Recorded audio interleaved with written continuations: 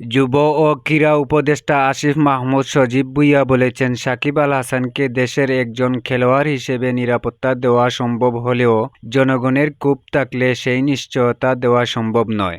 জনগণের ক্ষোভ প্রশমনে রাজনীতির জায়গা থেকে সাকিবের নিজের অবস্থান সবার সামনে স্পষ্ট করারও আহ্বান জানান তিনি। রোববার বিকালে শ্রম মন্ত্রণালয়ের সভাকক্ষে এক সংবাদ সম্মেলনে আসিফ মাহমুদ বলেন, এখানে সাকিব আল হাসানের পরিচয় দুইটা।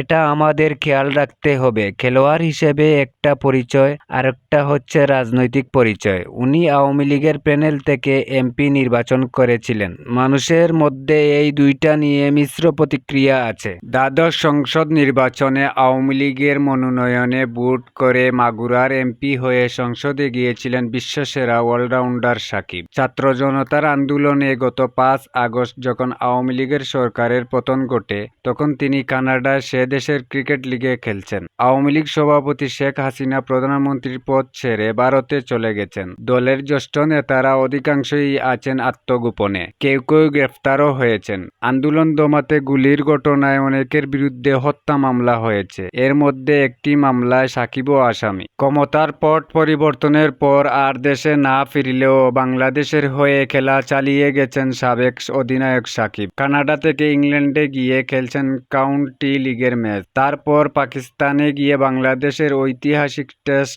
সিরিজ জয়ে সঙ্গী হয়েছেন। এখন তিনি ভারতে গিয়ে বাংলাদেশের হয়ে টেস্ট খেলছেন। ভারতের বিপক্ষে দ্বিতীয় টেস্টের আগের দিন কানপুরে সাকিব জানিয়ে দেন, টি-20 ক্রিকেটে বাংলাদেশের হয়ে শেষ ম্যাচটি তিনি খেলে ফেলেছেন। অক্টোবরে দেশের মাঠে দক্ষিণ আফ্রিকার বিপক্ষে সিরিজ দিয়ে তিনি বিদায় জানাতে চান টেস্ট ক্রিকেটকেও। তবে হত্যা মামলা মাথায় নিয়ে সাকিবের দেশে ফেরা নিয়ে আছে নানা রকম অনিশ্চয়তা ও জটিলতা। সেই সংখ্যা থেকেই বাংলাদেশের সর্বকালের সেরা ক্রিকেটার অবসরের ঘোষণার পর বলেছিলেন, আমি যেন গিয়ে খেলতে পারি এবং নিরাপদ অনুভব করি। যখন দেশের বাইরে আসার দরকার হবে, দেশের বাইরে আসতেও যেন আমার কোনো শঙ্কা না হয়। বোর্ড খেয়াল করেছে। বিষয়গুলোর সঙ্গে যারা জড়িত তারা দেখছেন। সাকিব বোর্ডের দিকে তাকিয়ে থাকলেও বিসিবি সভাপতি ফারুক আহমেদ গত 26 সেপ্টেম্বর স্পষ্ট করেই জানিয়ে দেন, দক্ষিণ আফ্রিকা সিরিজ খেলতে সাকিব দেশে এলে টেস্ট ক্রিকেট থেকে তার বিদায়কে রাঙিয়ে তোলার সব আয়োজনই বিসিবি করবে। তবে তার নিরাপত্তা ব্যবস্থা ও সিরিজ শেষে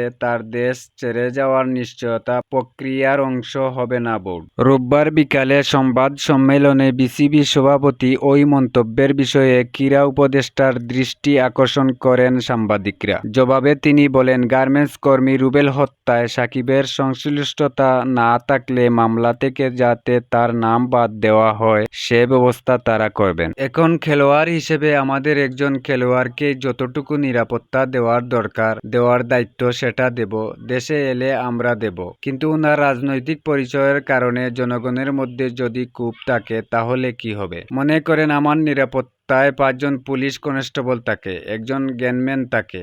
আমার উপরে যদি দেশের 16 কোটি মানুষের মধ্যে 10 কোটি জনগণের ক্ষোভ থাকে, তাহলে এই 5-6 জন আমাকে কি নিরাপত্তা দেবে? আমারও সেই ক্ষেত্রে নিরাপদ থাকার সুযোগ নেই। উপদেষ্টা বলেন, জনগণের কোনো ক্ষোভ থাকলে সেটা আমাকেই রিডিউস করতে হবে কথা দিয়ে।